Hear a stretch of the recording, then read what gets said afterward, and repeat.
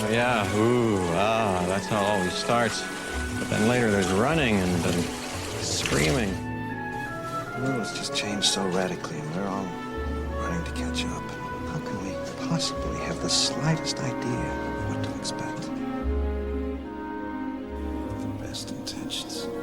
Some of the worst things imaginable have been done with the best intentions. Dr. Malcolm, here to share a few campfire stories with my uncle. You can convince the Washington Post and the Skeptical Inquirer of whatever you want. But I was there, I know what happened, and so do you. I don't think you're giving us our due credit. Our scientists have done things which nobody's ever done before. Yeah, but your scientists were so preoccupied with whether or not they could that they didn't stop to think if they should. Hello, welcome to episode 55 Jurassic Minutes, the May issue, where we discuss recent toy, movie and franchise news for the Jurassic series. I'm Brad. I'm Dave. And here we are back with a pretty jam-packed May of news. So jam-packed, in fact, it's going to be coming out in June. On the eve of Jurassic June, we've got Chaosphere to discuss. Mattel's been pumping out a lot of figures, and we're going to talk about some of them. And we take a look at the current state of Jurassic City, or should I say Jurassic Saga. We'll get to that as well, but so stay tuned. Dave, first up, we've both been spending some money. Yes, we have.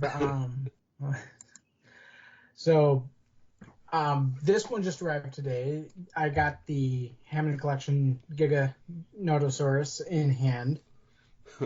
And the Therizinosaurus is scheduled to be coming tomorrow. And then somebody else had a deal up on one of the groups I follow on Facebook for a hatchling Jurassic Park Raptor. The Kenner ones that came in with the little egg. This one didn't come with the egg, but the paint was beautiful. Better than anything I could find on eBay. And it actually seemed to be fairly rare for some reason. I could only find the Lost World one on eBay mostly.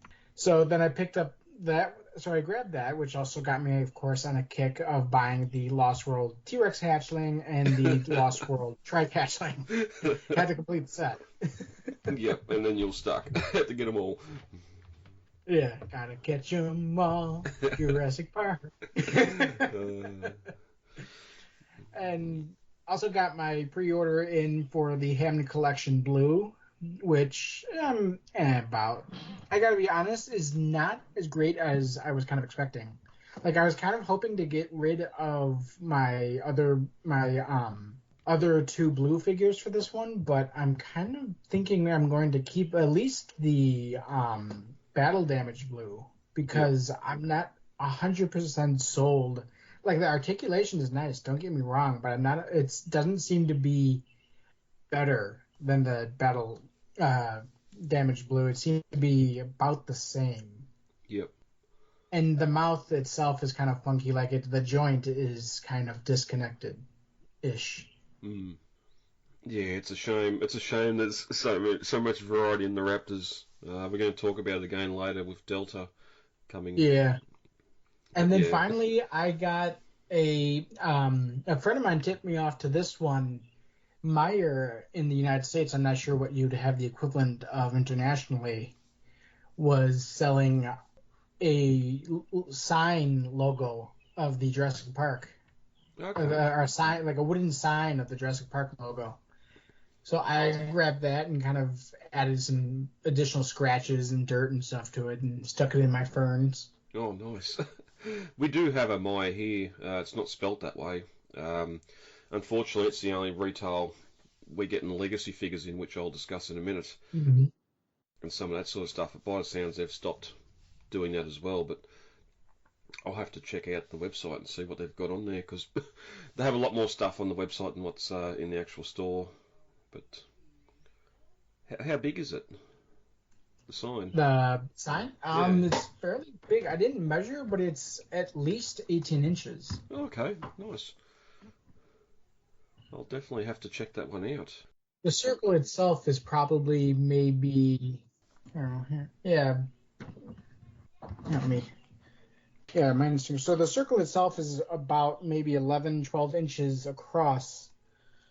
So the full thing is maybe 15 inches. Yeah, so it's a decent size then. Yeah. Not the little novelty ones you'd put on a desk beside a coffee No, mug or and something.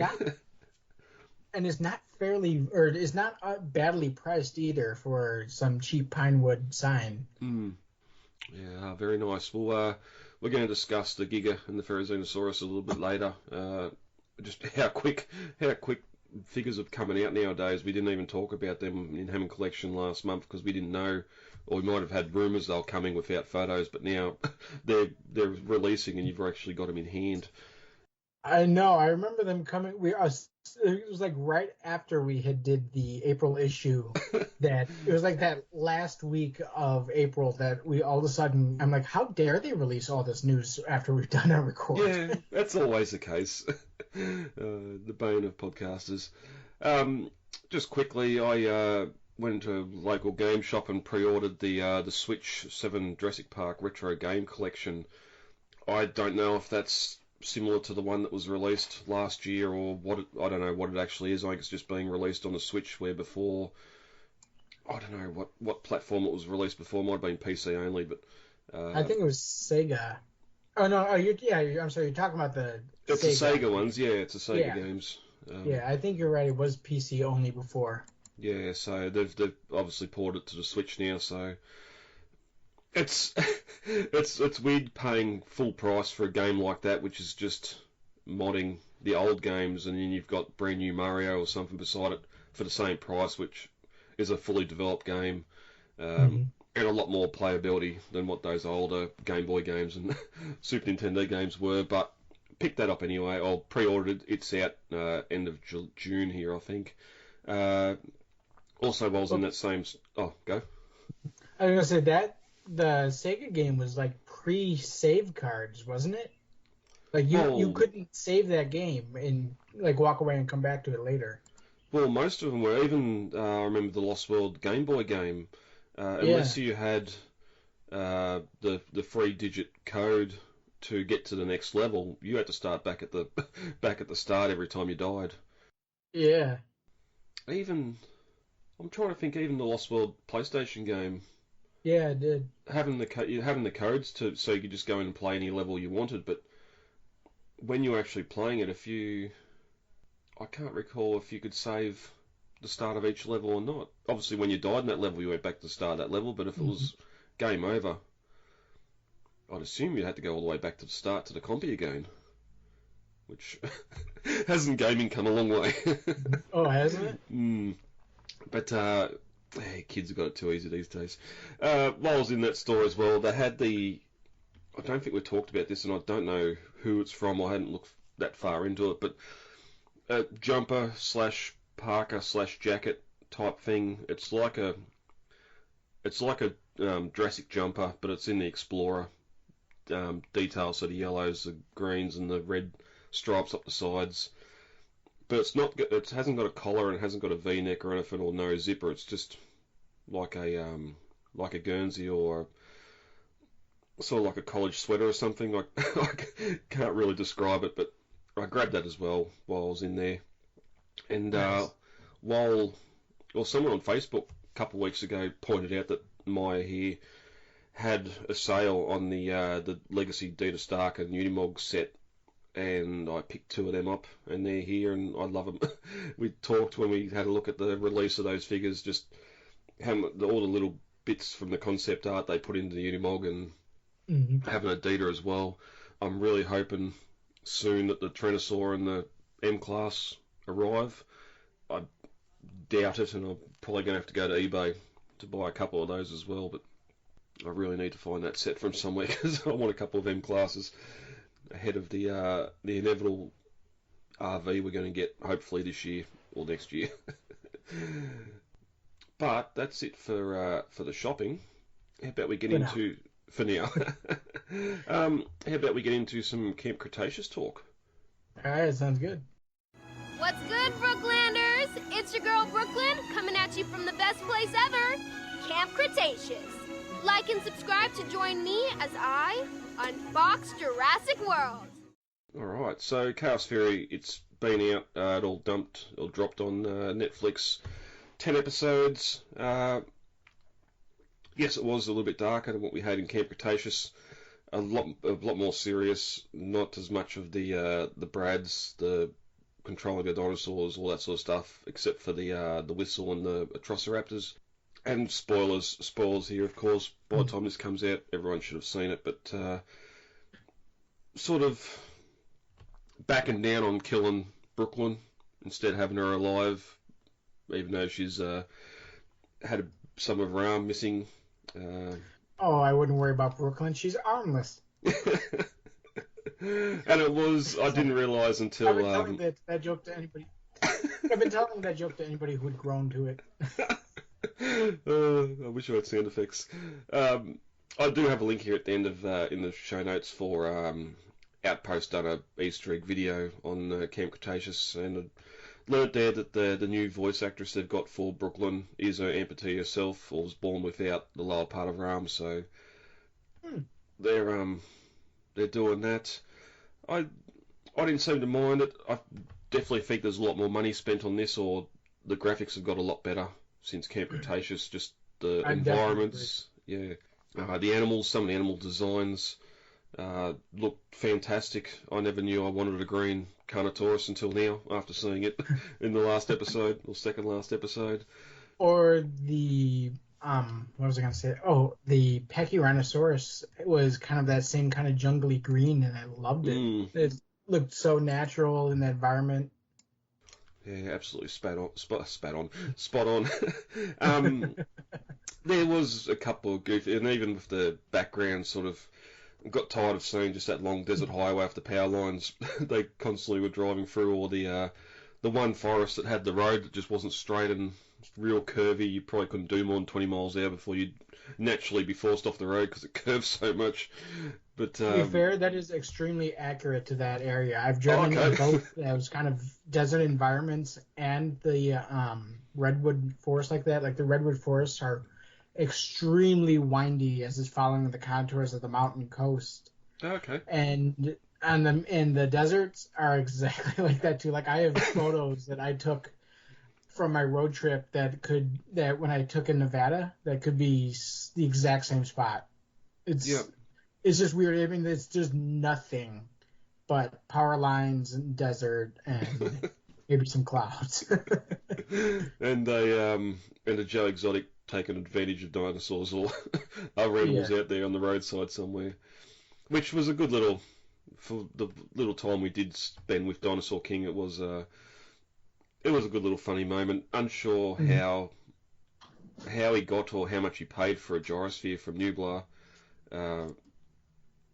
I'm sort of glad. No, Colin wouldn't do it anyway, but I'm glad we didn't get a tweet or something to say that gyrosphere was the one the boys were in Jurassic World, even though it's sort of broken up or damaged up like that gyrosphere. But it was good seeing something from Jurassic World on the mainland, not just the dinosaurs. Unfortunately, Rexy's only appearance, or Rexy anyway, was the intro, which I think we called when we seen the trailer. Her running through the forest, like in the lead scene from Dominion, was just the intro, and that's all we got of her. We did get Big Edie back at the end with the explosion behind her. Flick the drums with a tail. What? We flick the drums with a tail and cause the explosion behind it.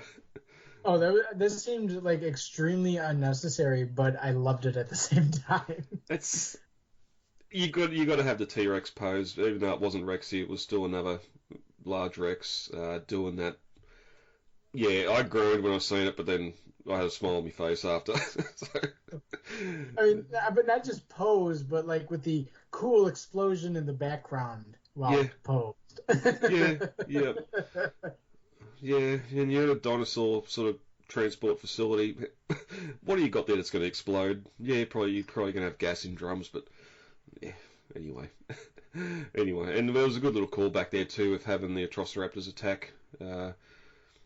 Not so much Darius running out with the Allosaur chasing the shock prod. I thought that was a T-Rex thing. And now we've got the Allosaur apparently not a flare, but chasing the mimicking the Indominus from Jurassic World.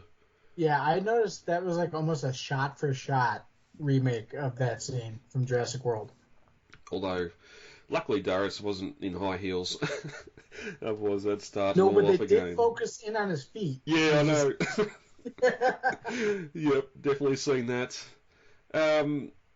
Let's get to, I won't say the main villain, but definitely a villain in Camp Cretaceous. I don't know what to call her, robot, Kate Blanchett's character from Crystal Skull. I've just been calling her the Handler. Yeah. Because, I mean, she's both the Atrociraptor's handler, and I think she's handling things physically for Soyana. So I think that's just kind of a good name for her right now, is the Handler. She's handling it. Do you think she's alive? Do you think she's a robot, or do you think she's actually a real person? Because I don't think we ever see her blink her eyes. Her eyes are really open, big and round, and baby blue. So I have a couple theories about her. One involving the eyes. So my theory is that Atrociraptors have a thing where, like other raptors, they're looking to constantly improve their position in the pack, and they see blinking as like, oh well, this person is weak or something. I don't know. I think I'm getting the idea from the what were they? The hippogriffs from Harry Potter, where you're not supposed to blink around them because they see it as untrustworthy. Oh, okay, yep. And my other idea is that she's like the way she is, which, let me break for a second. Congratulate Chaos Theory on having the creepiest character in any Jurassic Park thing ever.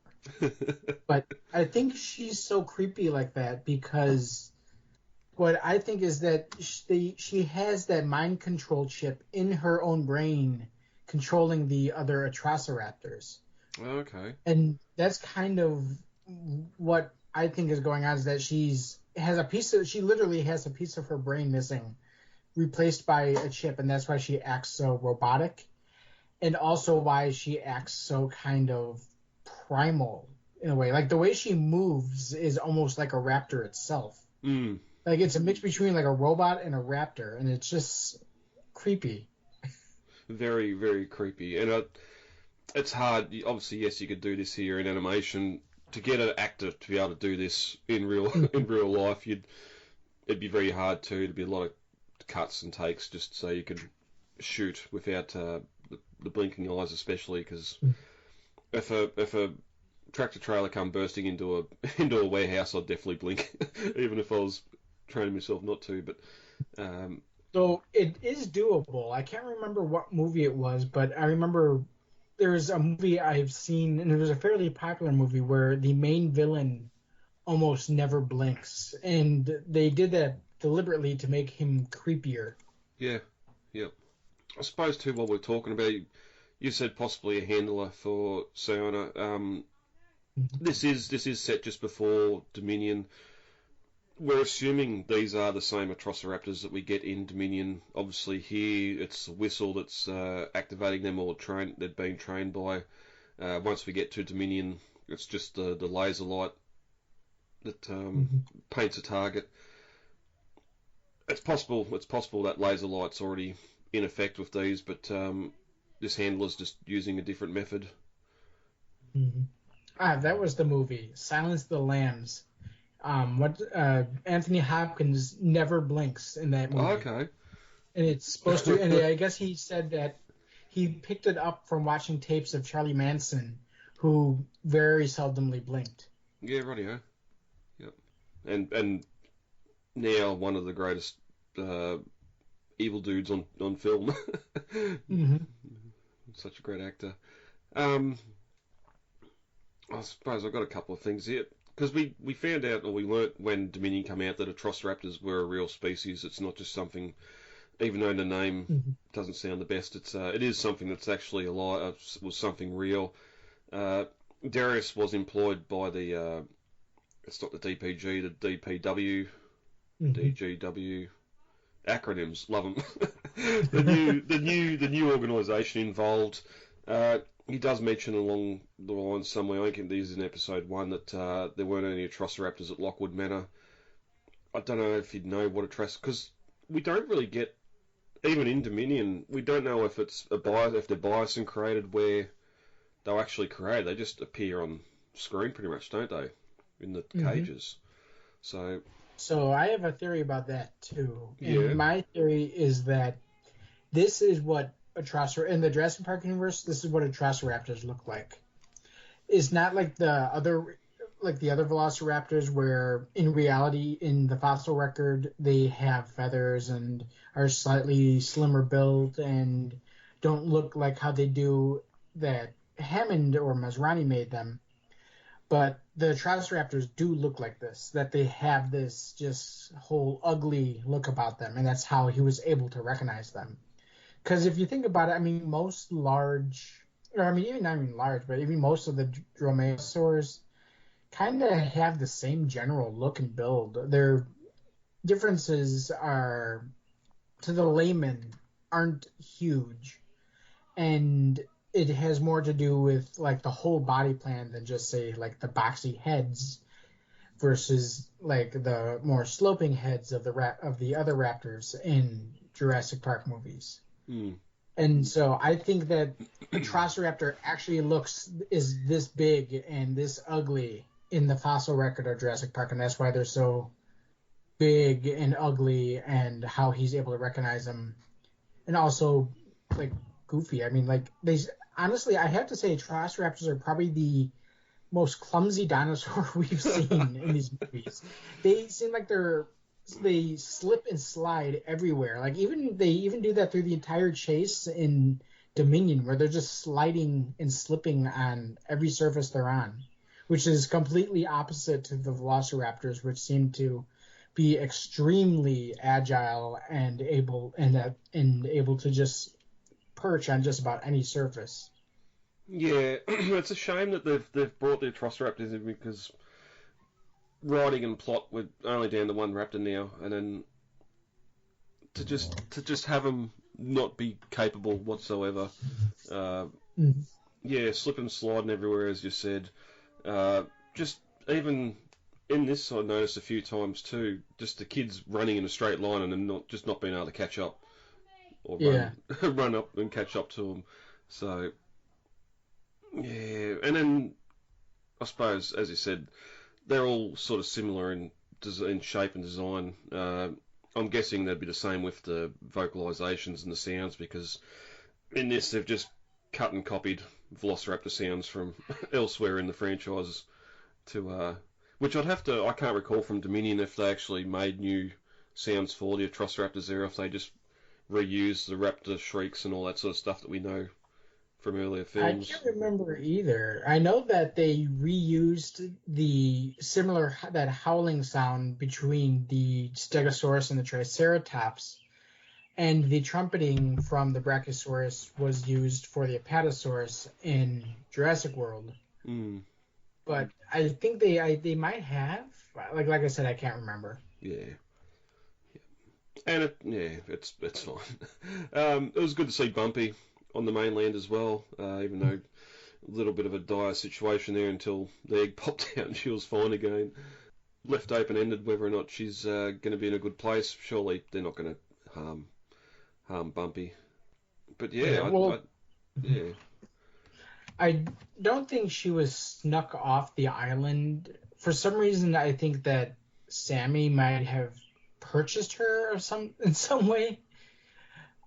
Just because we know that Ben was with her in the epilogue of Camp Cretaceous. Like there's a video feed of him and Bumpy together. Was that on Manticore Island? I'm trying to remember. I believe so. Yeah, I'm trying to remember, because somehow she got from Nublar to... Oh, she was on the boat with him. Is that how she got to Manticore Island? No. I didn't rewatch it. She was taken by Kenji's dad, along with Toro and I think a couple of the glow-in-the-dark Parasaurolophus. Okay. I know that Dr. Turner was with Ben and Bumpy in the epilogue, because she was in the background with them. Yeah, yep. And here we are. We're 6 years after them being rescued. To the Lockwood incidents happened. It's still not a lot of populations of animals, even at the end with the ship going to the dealer, the trader, whatever they called, the broker. Well, yeah. There's only probably a dozen cages on that ship. Granted, they're big ones, but Well, we also know that DPW seems to have been active for quite a while, cleaning up dinosaurs, or in some cases, delivering them to sideshow and reptile house attractions. yeah. That's honestly probably my favorite scene in this season, was just them trashing Bobby Newblar's place. That guy was such a Tiger King reference. It also makes me wonder who else talked. Obviously, I can't remember. Joe Johnson's character in Jurassic World had the Jurassic Park shirt, and here we've got the When Dinosaurs Ruled the Earth banner. Obviously, someone has told. Well, that's been made public somewhere, just so people knew about that on Nublar back in '93. But there's lots of little references like that, and it's good to see the West Indian lilac being used as a deterrent for dinosaurs on the dinosaur-free island. The reverse, the West Indian lilac. I didn't understand the reasoning, because in Jurassic Park, it wasn't a deterrent for the Triceratops. The Triceratops was actively eating it and getting sick as a result. And you're situated on a air quotes island with fencing, security, cameras, the whole works, and you haven't got that. If you're going to use the West Indian lilac for deterrent, why isn't that at the gates or planted along the fence to keep them away from the fence? It's in the actual compound. I can understand if they want to do a callback to the novel, to the Lost World novel, with the leaves and plants around the hide, but I don't think a lot of people would understand that or get that. That was a weird one. Someone thought it'd be cool to have it in there, but as you said, in the novel, or even in the novel, Ellie was grilling Hammond because he's planting stuff like that around the hotels, around the safari lodge, near the pool. It's dangerous to humans, and you've got it here because it looks good. And we get that brief sort of comment about that in the dining room scene from Ellie. But anything else on Camp Cretaceous?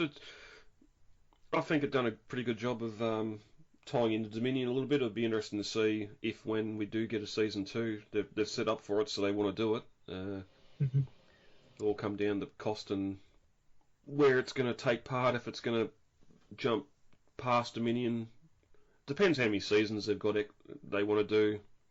If there's going to be a final season that ties into the new movie, all that stuff is there for us to discuss later on down the line. Roland!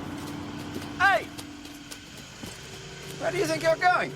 To collect my fee, Mr. Ludlow, to collect my fee. So now we've seen it. There's been a heap of toys released by Mattel. Most of the humans, along with Darius has got a couple of with Ghost and a couple of Raptors and the Allosaur as well. Now you've seen these animals on screen and the characters. Are there any of the Chaos Fury toys that you're sort of after to get? Oh, there's this one here. There's a Gallimimus that looks really cool that Collector Essex revealed just after we did, back in April, just after we did our podcast. And then there's also, of course, the Suchomimus looks absolutely beautiful. I really want that figure. I loved it in the movie. I'm sorry, in the series, and that looks like one I really want to pick up. Yep. I'm looking at a photo here of the Ben set that comes with the Dilophosaur, which I'm guessing is just a Dominion repack. Although the frill looks a little bit more vibrant. It comes with the Tiger, the Trossoraptor as well, which, if there was any of the Raptors from the Trossoraptors I'd get, it'd be the Tiger Stripe one. Huh. Shame, I don't think we get them, well, obviously because the handler doesn't speak. She just whistles, but I was really hoping we'd get the names, get them called by their names that were introduced in Dominion but never used in the film. It was just something to put on party plates. And remastered in party decorations, and that was sort of really all we got. Although, yeah, looking further forward, I wonder if there's something in the June novelisation about that. But yeah. All right. Moving on, Dave, you put this one in the run sheet this morning. Dino World is that the name of the company or just the name of the site? Oh, that's just the name of the page that I follow. They're a Facebook page that they're good at having their ear to the ground and finding these odd bits and ends that seem to pop up every now and then. So this one is from ECC, which has been releasing like those prop replicas from like the T-Rex-I, the T-Rex 2, stuff like that, various maquettes.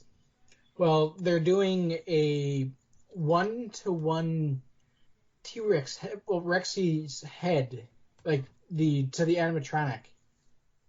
And I think it's for now is going to be a display piece. No word if it's actually going to be for sale. But it does look really, really good.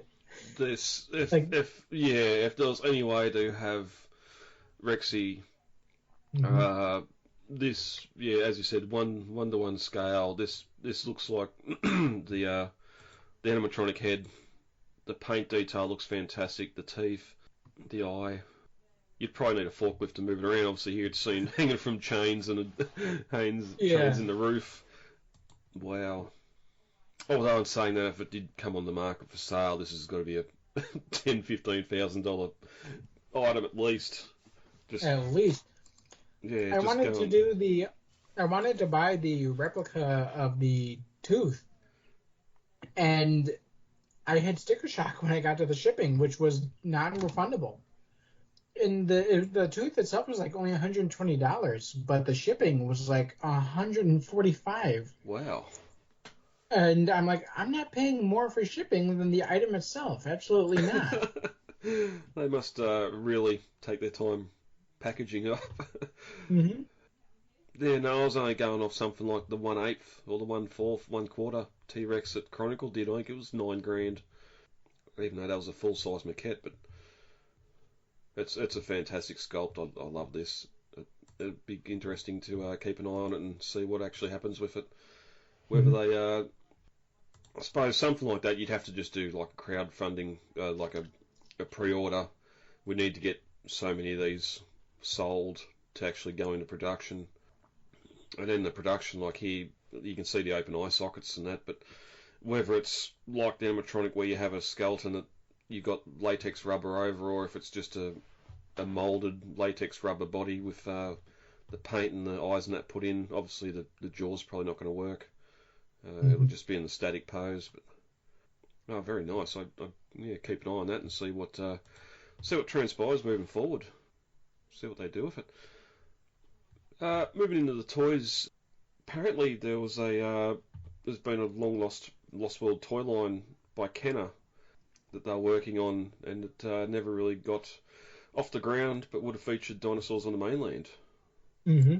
Yes, this was really interesting. So, as we have in the run sheet, we have a link here to Wedge and Tilly's on Twitter, who found this and came across it on a prop collecting page. Somebody was selling these pages of toy concept art, and it was called Urban Assault. Now, if anybody's deeply familiar with the Lost World toy line, in the second wave, they did release a Eddie car with Urban Assault gear. That was apparently the only part of this toy line that ever got released. We think that possibly some of it might have been retooled into Chaos Effect, but for the most part, and he hasn't released any concept stages yet, or pictures yet, but we're hoping to release them through jptoys.com. And there's logos, there's doodles, it's about 6 or 7 pages of just the most, it's wild. It's like a clue that just got left behind, wadded up and in the corner, something that's kind of Everybody always overlooked because they had just assumed, oh, it's a toy being a toy. But it turns out that Urban Assault was going to be its whole entire different thing with logos, and we're not entirely sure. This could have been the toy line that was going to tie in with the Lost World animated series that never got made. Because as far as I know, we don't have a name for that animated series. No. We only just know it as the Lost World animated series. Mm. But the one image here of the human character with the rocket launcher on the shoulder and all that sort of, the way he's designed, definitely screams Kenner and reminds me of the stuff we've sort of seen from that animated series as well. Mm-hmm.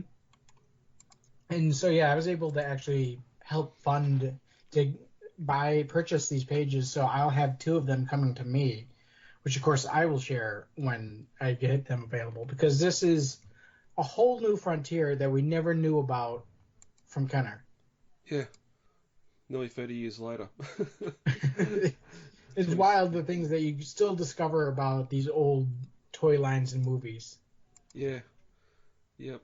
Well, and it's not in the news. I forgot about it until you just mentioned that. It's not just this sort of coming up out of someone's collection or someone's storage or whatever else, but we recently had the photos go up of the prop set pages that one of the Universal employees that used to wander around the embryonic administration set had found some InGen paperwork there that was used as props with all the lab data.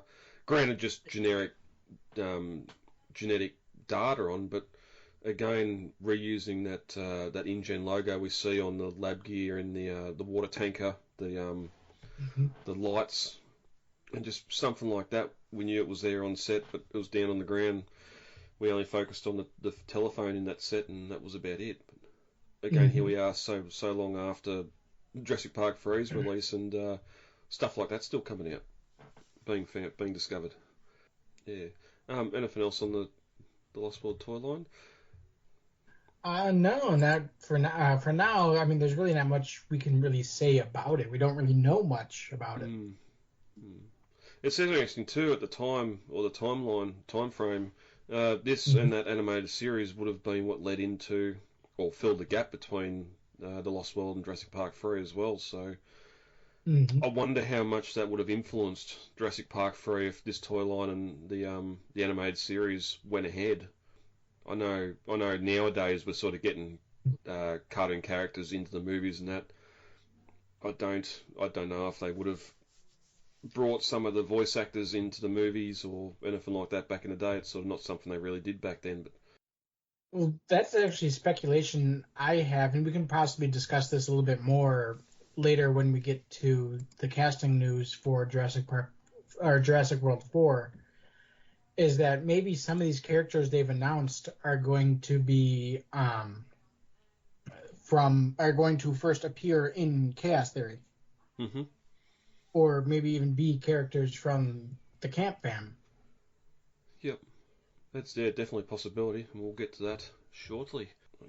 Yep, let's talk a little bit about Hammond Collection. Now we mentioned earlier that the Giganosaurus and the Therizinosaurus, we hadn't had photos of them before last record. Since then, they've been revealed, they've been released, and David, you have the Giga in your hand waiting on the Therizinosaurus. That was correct? Yes, it is the the Giganotosaurus. And yeah, the Therizinosaurus should be here soon. The Giganotosaurus is in hand. I haven't actually opened it yet, but it looks absolutely beautiful. No paint errors or anything, or overspill or anything like that. The teeth are nice and individually sculpted. They're not going with that weird, like, stubby, gummy teeth that they did initially. Yep. So that's really nice to see. Yep. I am glad here we do have one image of, I'm guessing a model and not one of the toy designers with the figure on the shelf, just for size and scale, because the other photos don't really let you know how big it is scale-wise. Oh, but it's big. Yeah, it should be. T-Rex. Yeah, it should be. Yeah, yeah. I don't know why I didn't think of that.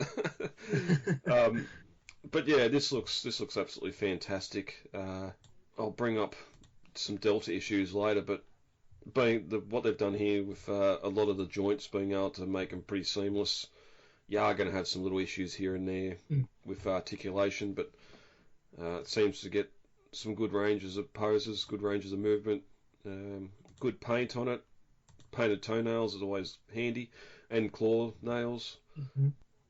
Generally, yeah, just a great looking figure, and like the Hammond Collection Carnotaurus, it's probably the one Giga to rule them all. Once you get this, you can get rid of the rest.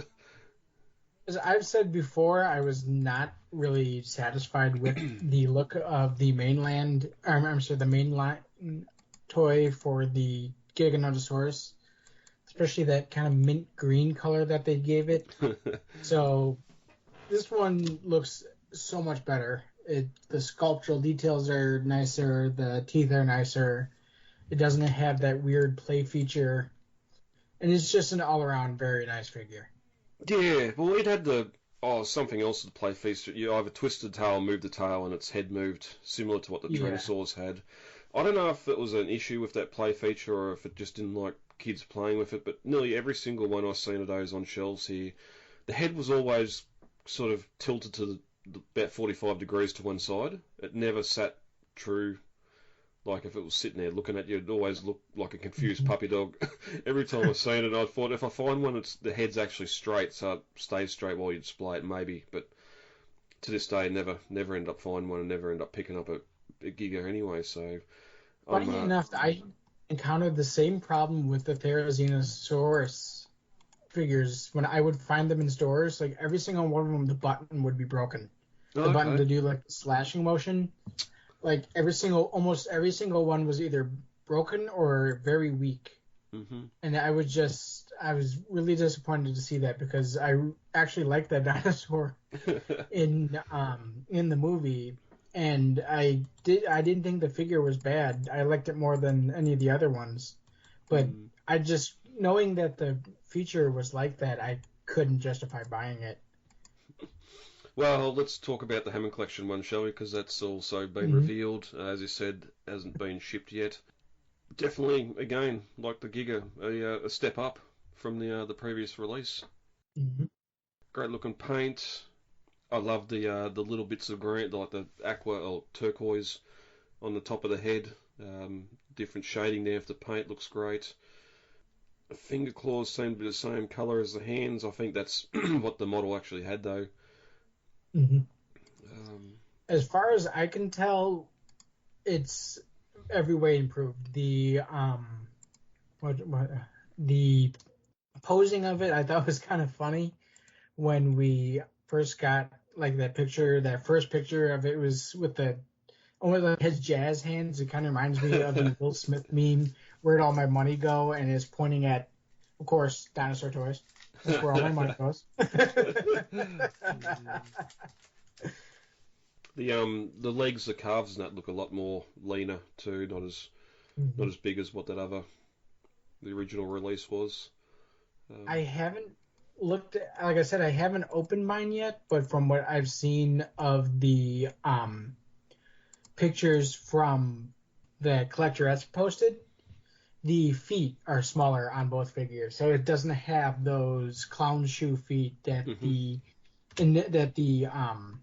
Hammond Collection T-Rex had. And I think I've said this a few times, but if Mattel were to re-release the Hammond Collection T-Rex with all these nicer, newer details, I would buy it again. I'm not even joking. I would. Yeah. You're not trying to display these in an RV that's moving down the road. Surely you could get them to balance and pose with normal size, feet, and not the big, special looking new Raptors. But yeah, like even the blue, I really like how the feet look on it. I just wish the rest of the figure was kind of as nice. We'll stop on that little bit of praise, because next we have the Hammond Collection Claire, Fallen Kingdom Claire. Unfortunately not... is it Fallen Kingdom or is it Dominion? Yeah, it's supposed to be Fallen Kingdom. Yeah, okay. Removable jackets, that's probably why. It looks a bit bulky on a backpack. Well, it's weird Hands. because I mean, first of all, there's a lot going on with this figure, which we'll touch on. Like the swappable arms, the forearms are huge. Like they're like Popeye forearms. And the face, oof. She as somebody described, the face looks like what she walked in and found Owen and Blue kissing. Yeah, The kind of expression you would have if you came across that kind of imagery. yeah. It's a shame because even the Mattel line and even the Hammond Collection line has been more collector focused, and we've talked about this before. To have better likenesses, you're looking at more your Hot Toys sort of stuff. Mm-hmm.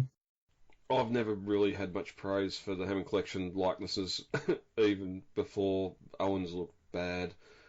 Ray Arnold wasn't too bad, but the problem is now these figures are getting more and more expensive. They're starting to get up towards collector pricing as well, but still not the collector quality. As you said, like the molding for the arms, replacement arms, they're that big because they're the same arms, just don't have the sleeves painted. Instead of having the sculpt narrow a bit in the arms to show that it's not wearing clothing on the outside, no, we're just going to redo this. Even the hands themselves seem very oversized. Yeah, yep. Like her hand is almost as large as the head. And when it's only accessories to hang onto a backpack strap, it's not as if she's got to hold a weapon or different accessories. Mm-hmm. Granted, yes, she probably can hold Owen's rifle or some other accessory from Hammond Collection. It's not. I just thought if we were going to get some Hammond Collection stuff for the world cast, it'd be from Jurassic World, not Fallen Kingdom, where they've already done this. They've already done Claire once before, and from memory, a better looking figure. But as part of the Hammond Collection, it's not just about looks and design. It's also about that posability, because that's going to bring us to Delta, and I think I'd be happy with the raptors and the smaller dinosaurs just not needing to be posable. You can hide some of the joints and that on the larger figures like the Carnotaurus, like the Giganotosaurus and that. When you start getting down to little animals, like here the Delta, that neck, I don't like that neck whatsoever, the way the head and the neck attached to the shoulders. The colour looks great, the feet are a little bit smaller. They've sort of redone the raptor design a little bit more. Yeah, I was going to say that you can tell that the head sculpt is different. It's different from the blue one. It has those Jurassic Park 3 Yep. crests like Delta had. Yep. So it'd be good if we do get some JP3 repaints out of this instead of them just using the standard head design as well. But yeah, so you're making the tail one piece. There's no articulation points in that. Just have your hip. There's a bendable rubber wire on the inside. Oh yeah. So I wonder why, if it probably comes down to price. If you could do that for the entire figure, have it all rubber with sort of a wire skeleton, minus the head and jaw, of course, and just be able to twist. Personally, I wouldn't. I remember there was, I'm not sure if you remember the Carnivores line. It was like this line of, it was like rubber posable dinosaurs. They had a Deinonychus, a Velociraptor, a T-Rex, a Giganotosaurus, and most of it was posable. There was pretty much a lot like these, but the quality control wasn't there. And I remember the bendy wire snapping often. The inside and bit. So basically, you'd be stuck with a T-Rex where the tail was kind of only half posable. Okay, yeah. See, my thought would be the opposite, where if the tail or something's posed one way and and the rubber sits there for a while, you go to move it the other way and it starts cracking or tearing just from it being in the one spot for too long, or overstressing it by having the tail sort of curl around too tightly or something like that. Yeah, no, that's a good point.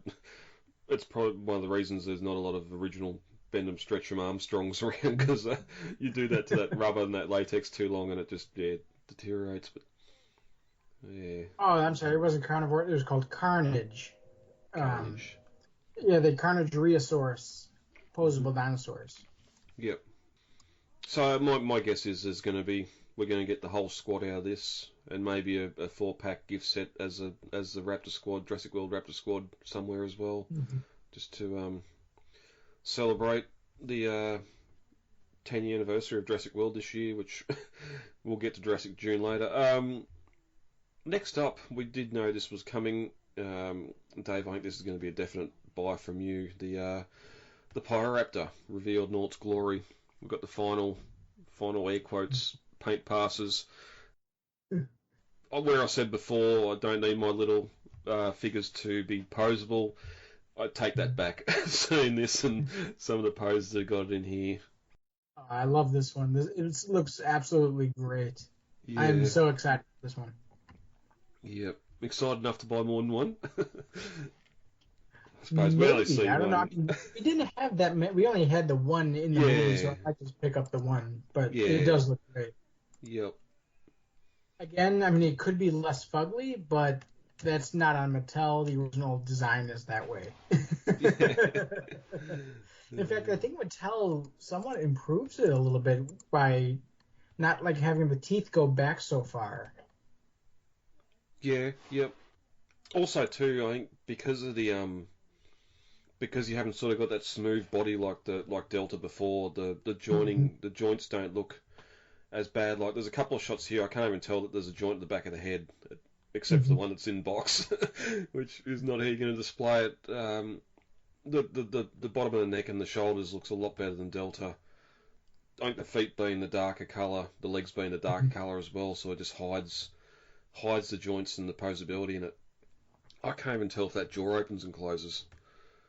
I'm pretty sure it's closed in the package. Yeah, it is. So I don't even know where that pivots or anything. It's lost in the detail, and I absolutely love that. Another one I hope I can find. So to backtrack, you going to pick Claire up? Or are you going to stick with what we got? Nope. It's a big no, good buddy. Yep. Delta. You need another Raptor.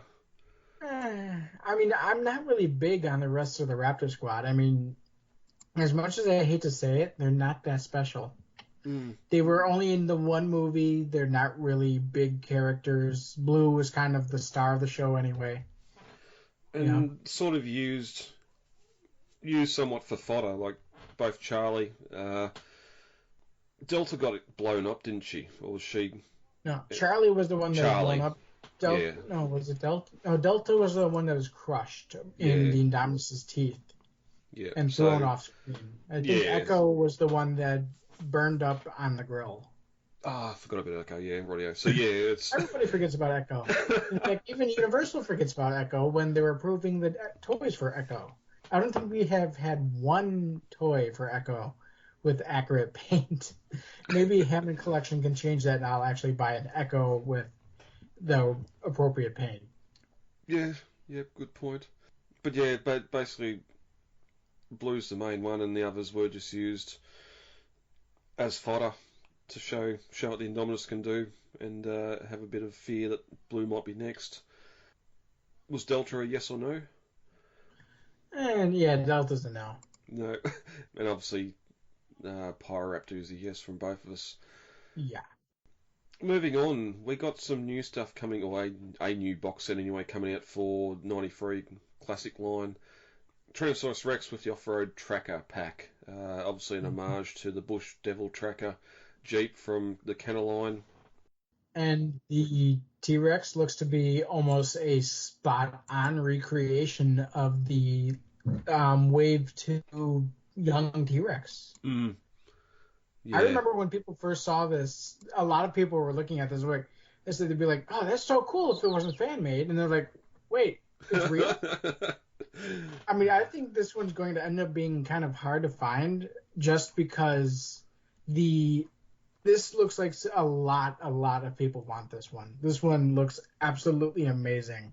In fact, even a nice little detail, the 27 on the Jeep is the same number as the Bush Devil tracker from the original toy line. Oh, nice. And it's not just one of the repurposed Mattel Jeeps they've done before. This looks completely different. It doesn't look Jeepy. It's like the original line. It was sort of a hybrid of concept art or not having identifiable vehicles in the toy line. Here it's sort of it homages the Jeep, but it hasn't got the same Jeep lines and everything. As you said, it's the T-Rex, that juvenile T-Rex, I had that when I was young. I didn't get the big red one. That was my T-Rex. I carried it around with me everywhere to school and everything else, school camps, the whole lot. I've still got it, even though my mongrel dog chewed one of the feet off it. And I've been able to get another one freshly minted box with its dino damage as well. And nice. Being able to get the big red Rex updated, and now being able to get the Junior X, granted not in the Junior X colours, but still an update of that mould here is absolutely fantastic, and I cannot wait to get this. We also have a repaint of Ray Arnold here as well, with some of the Dino capture gear, I suppose you'd call it. There's only one image here. I thought I heard someone on another podcast say that there's actually... Oh no, they might have the slide out door, even though this door here just opens. Oh, I just noticed something in the box. There's leg chains, just like. Oh my god, I can't believe I didn't notice that. That was from the Lost World, wasn't it? I think they had that on several different figures in both toy lines. Yeah, and it's brutal in real world sense, like just chaining a two-legged animal's legs together. Like we hog-tie calves and sheep and that all the time to move one or two around a paddock or something. But you normally lay on them so they can't thrash about and that. But I just imagine a T-Rex trying to run and thrash about because its two legs are chained together. Not the best, but yeah, this is fantastic. I cannot wait to get this in. This is a win in every possible way. I don't think I've seen a single person who's seen this and said, eh. Yeah. Which, we've had I don't know the names, the redo of the Explorer of the season, or the Series 2. Any of the other stuff that's come out already, do you pick up, or is this going to be the first of the 93 / Canna Legacy stuff? I definitely picked up the T-Rex, the Red Rex, that one, yeah. Yep, no, that's the only one I got too. Cannot wait for this. Something else here, I've only got it here because I picked up, I think I talked end of last year, I've got the baby Brachiosaur that was part of the Camp Cretaceous line, I think. We've got a juvenile Apatosaurus coming out now as well. I just want more infant dinosaurs released in the line. This thing looks fantastic. Oh, it looks adorable. Yeah, I love the little bits of the extra green paint on it, just the detail there. This, apart from not having leg articulation or tail articulation, you'd nearly mistake this for being part of the Hammond collection. It looks fantastic. It looks like somebody already found it in stores, and if you have the adult Apatosaurus figure, it comes up to the knees. Is how big it is. So definitely a lot bigger than what we see in Jurassic World and the petting zoo. Yeah, a lot. Yeah, that must have been a hatchling. I still haven't found I haven't found the baby Brachiosaurus. Oh, okay. Like on eBay, I can never find them in store, and on eBay they're ridiculously expensive. Yeah, okay. I know there's issues with other Mattel lines, Hasbro lines. Just distribution is bad at the moment, and the problem is their profits are down there. Everything else, it's not because people aren't buying their figures; it's because they can't find their figures. Mm-hmm. And another cause for some of that issues as well is the next big sauropod that's been released. Another one I did not expect them to even go near, but we're getting a Diplodocus. Yes, this thing looks... I mean, if it were green, I really hope to see somebody do a repaint of this in the Walking with Dinosaur colors. I remember seeing this in Time of the Titans in Walking with Dinosaurs and thinking, oh my god, this is the biggest thing ever. Of course, it wasn't even the biggest sauropod, but the way they made it look just so gigantic. It looked like the world literally shook under its feet, like the whole planet, just from these things moving. Yeah. And this thing being nearly 4 feet long as well. Yeah. I mean, the Mamenchisaurus, I think, was, almost 5 feet long? Oh. Okay, Mattel, cool. Settle down. That's why this one's a little bit shorter. They pulled it back a little bit. Yeah, I mean, this easily probably could have been longer if we were taking into account the actual Diplodocus, just because, I mean, I think the living animal was almost 100 feet long, if I think about it. So this is another one that would have come out just before we reported last time. So pre-orders have already gone up for that from Target Online. Mm-hmm. I want to see photos of collectors that have actually got all these, or got multiples of them on shelves or displays. Just, I mean, I don't even know what I would do with a dinosaur that is literally the height of my mother.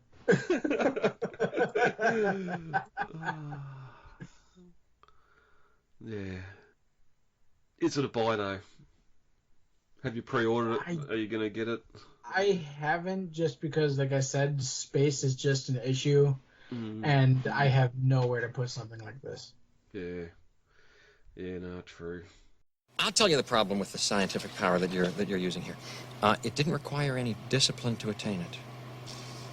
You know, you read what others had done, and you took the next step. You didn't earn the knowledge for yourselves, so you don't take any responsibility for it. You stood on the shoulders of geniuses to accomplish something as fast as you could, and before you even knew what you had, you patented it and packaged it and slapped it on a plastic lunchbox, and now you're selling it. You want to sell it. Well, moving on into some Jurassic World 4, new movie, Jurassic City, whatever we're going to call it, news. There's been some more some casting news. We've got the British actor Rupert Friend joining the cast. We've also got Luna Blaze. Luna Blaze. I'm going to completely butcher these. I apologise. We've also got Mahershala Ali. I think that's a better one. Well done. I've just been pronouncing it Mahershala Ali, like Muhammad Ali.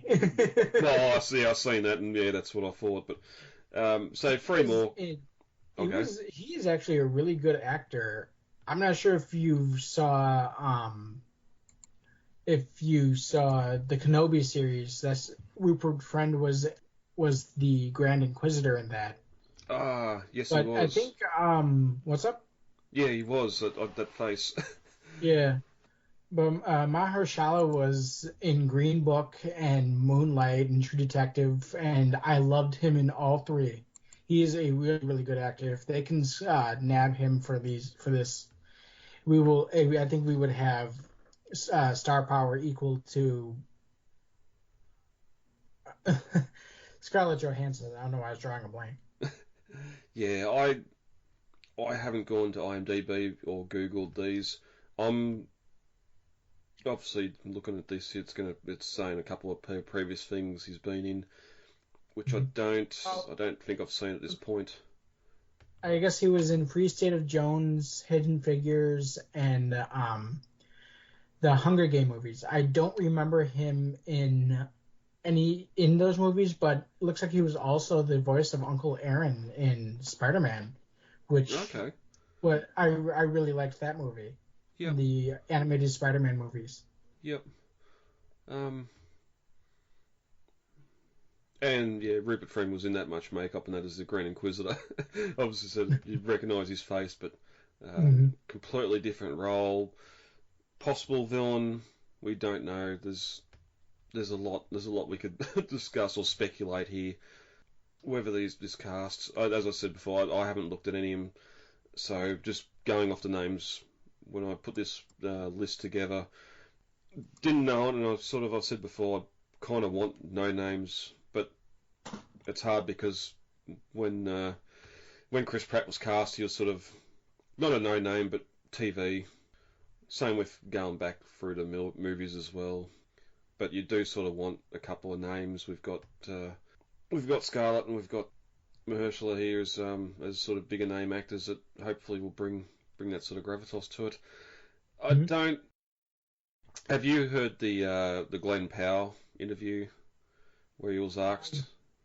Didn't listen to the interview, but I did hear about it. Yes. Yeah, he was out obviously promoting Twister 2. I'm not calling it Twisters.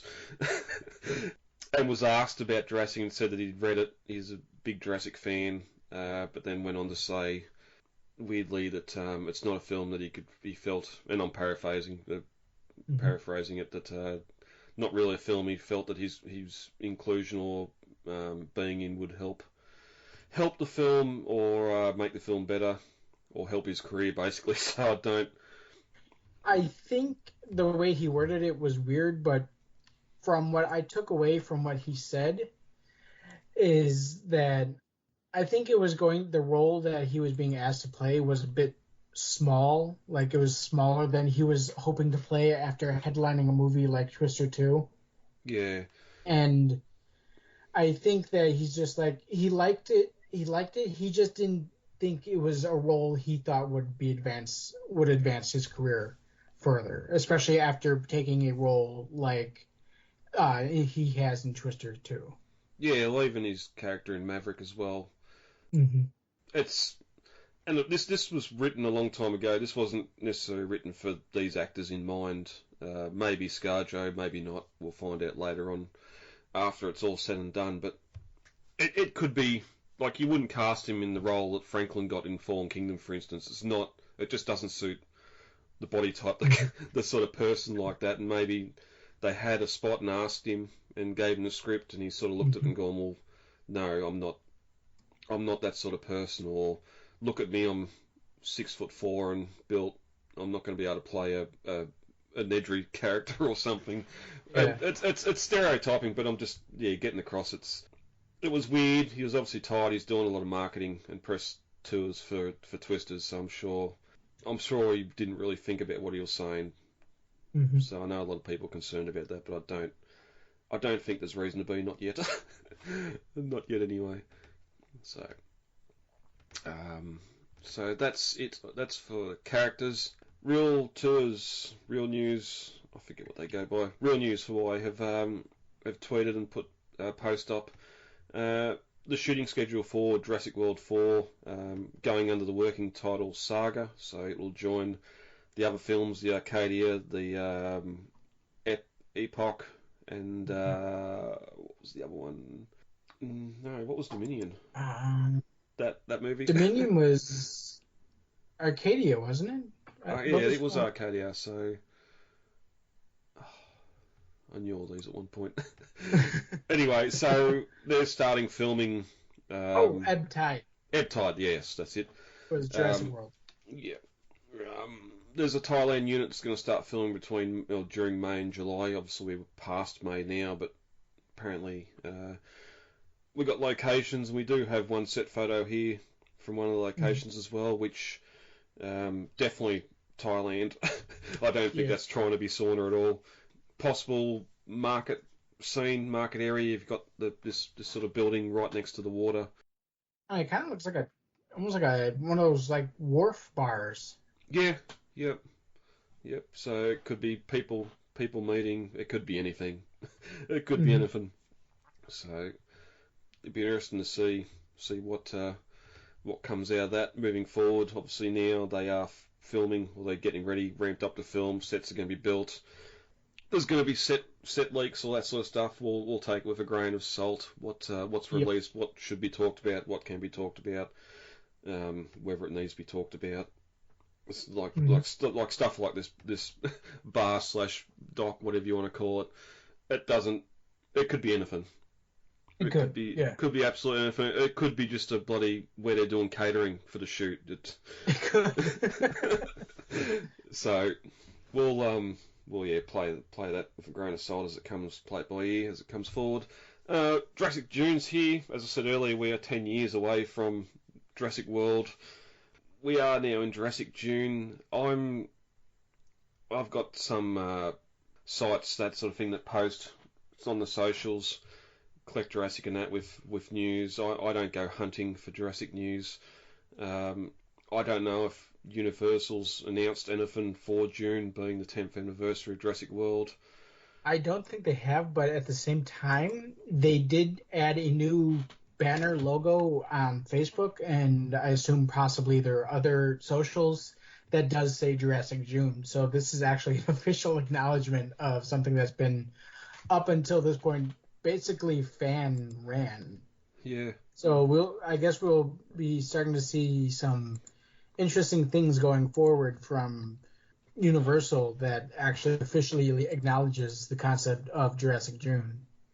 Yeah, because last year we sort of just got the Jurassic 30. We had a lot of... they obviously put the license out to a lot of companies for merch. We had the Lego, we had some Mattel stuff with Jurassic 30 on it, which didn't seem to be just the Jurassic June thing. That went for the entire year up until now, so it'd be good if they get behind it. We've said before, it's one of their biggest franchises, and in a world where the big franchises aren't really doing too well at the movies, you sort of want to keep by and support the ones that are doing it for you. So, and with the big release, or the big releases from Mattel over the last month, I don't know if they'd have anything left in the tank for June, and it'd probably be in August before we see the next one, or not August or July maybe, before we see what's coming next from them. Although we do have the Jurassic World Reimagined line that's yet to be revealed, so we might get to see something about that just in time for June as well. But I think that's us for the news. Yeah. Episode 55 done. May, now in June. Big month of news. We'll probably something will be released tomorrow that we've missed out on talking about. I have to wait a month for that, and that'll be there'll probably be one thing to talk about for the end of Jurassic June. But we'll see what happens when we get to there at the end of the month. But Dave, thanks for joining me, and we'll get out of here for the week. All right, sounds good. All right, lovely.